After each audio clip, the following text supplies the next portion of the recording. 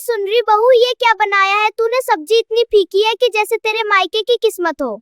Mummy जी, मैंने तो वही बनाया था जो आपने कहा था। चुप, मैंने सब्जी बनाने को कहा था, पानी वाली खिचड़ी नहीं। खिचड़ी तो आपने कल भी बनवाई थी। ओए, तू ताना मार रही है मुझ पे, तेरे रोज रोज पंख निकल रहे हैं बहू। मैं पूरा काम करती हूँ, आपको कुछ भी पसंद नहीं आता।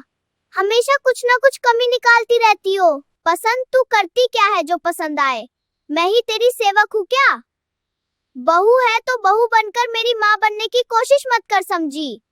मुझे भी काम करने दीजिए, आप बीच में टोक देती हैं और मुझे अच्छा नहीं लगता है। हाय भगवान, अब मैं टोकती हूँ, मेरी ही वो इल्जाम लगा है।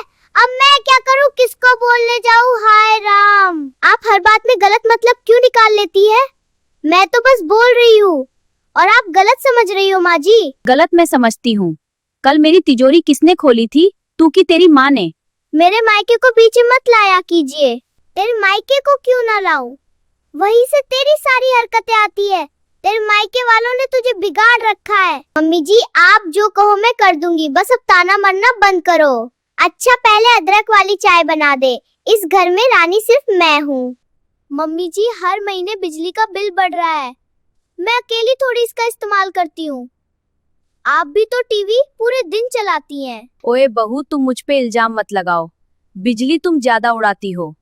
तुम्हारे फोन और पंखे ही आधी बिजली खा जाते हैं। मुझे मत बताइए मम्मी जी, फैन आप पूरी रात चालू छोड़ देती है और सुबह मुझे बोलती है कि मैं बिजली खर्च करती हूँ। रात में एसी तुम चलाती हो बहू, मैं नहीं।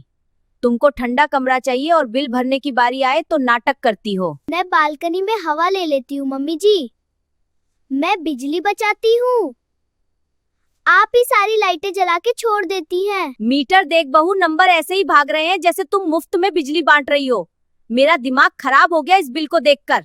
कल रात स्टोर रूम की लाइट आपने बंद नहीं की थी, पूरी रात जलती रही और सुबह मुझ पर आरोप लगा दिया। ये ठीक नहीं है। सुबह तू किचन की 3-3 लाइटें जला देती है बहू, और फिर मुझसे पूछती है बिल क्यों बढ़ रहा है। थोड़ा दिमाग लगाना सीख। ओए बहू, मैं क्यों तोड़ने लगी तेरी चीजें? तू ही अपनी लापरवाही छुपाने के लिए मुझ पर झूठा इल्जाम लगा रही है।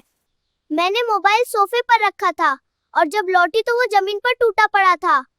मुझे साफ लग रहा है कि किसी ने जानबूझकर गिराया है। मेरे पास इतना टाइम नहीं है कि तेरे फोन गिराती फिरूं। मुझे तो तेरी ये आदत पता है, तू चीजों का ध्यान ही नहीं रखती। आप मेरे ऊपर हर बात का झूठा आरोप लगाती रहती है, पर इस बार बात मोबाइल की है जो मुझे काम के लिए चाहिए होता है। काम की बात मत कर बहू, तू तो फोन से चिपकी रहती है और घर के सारे काम छोड़ देती है।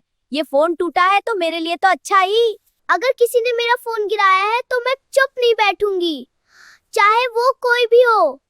मुझे सच्चाई जाननी ही है। बहू, तू मेरे सिर पर चढ़कर सच ढूंढेगी तो तू खुद ही गिर जाएगी। तेरे फोन का सच ये है कि वो तेरी ढीली आदतों की वजह से टूटा। मम्मी जी, ये कूड़ा 3 दिन से यही पड़ा है, मैं अकेली कितने दिन तक उठाऊंगी? अरे बहू, तू घर में रहती है, बाहर आती जाती है तो कूड़ा भी उठा ले। दुनिया तेरी नौकर नहीं है, हर बार मैं ही क्यों करूं मम्मी जी?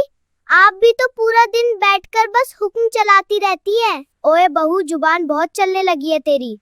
काम करने की जिम्मेदारी तेरी है, मेरी नहीं।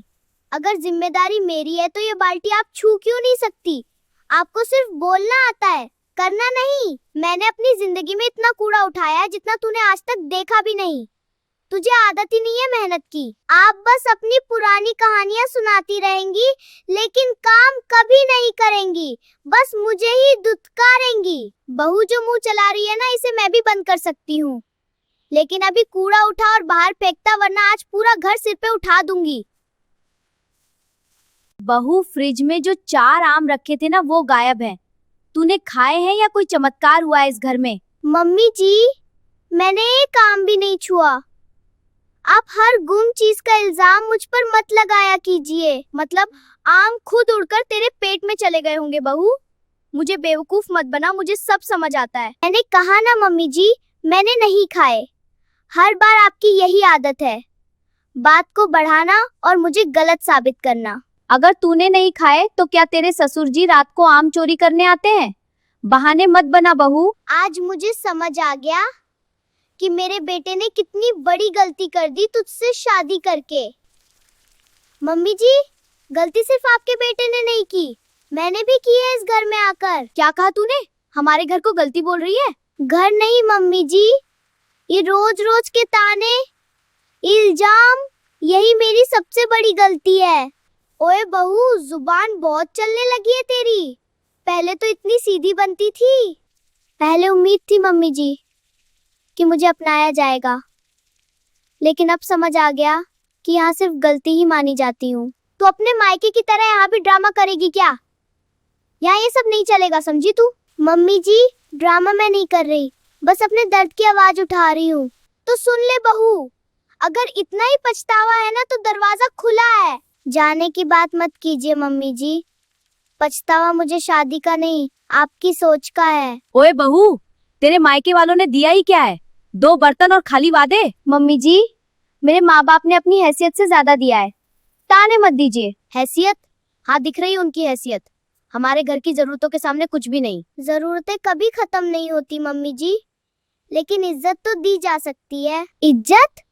पहले दहेज पूरा लाती, फिर इज्जत की बात करती। शादी सौदा नहीं होती मम्मी जी, जो चीजों से तोली जाए। बड़ी आई ज्ञान देने वाली। तेरे मायके ने कार पैसे कुछ नहीं दिया, बस बोझ डाल दिया हमारे सर पर। बोझ मैं नहीं हूँ मम्मी जी, ये सोच बोझ है जो हर बात में दहेज ढूंढती है। बहू, जुबान संभाल, वरना तेरे मायके वालों को बुलाकर सब सच बता दूंगी। बुला लीजिए, मैं भी सबके सामने कहूंगी कि दहेज के तानों से घर नहीं चलता, रिश्ते टूटते हैं। आज तूने हद पार कर दी बहू। हद तो तब पार हुई थी मम्मी जी, आपने मुझे बहू नहीं दहेज समझ लिया था।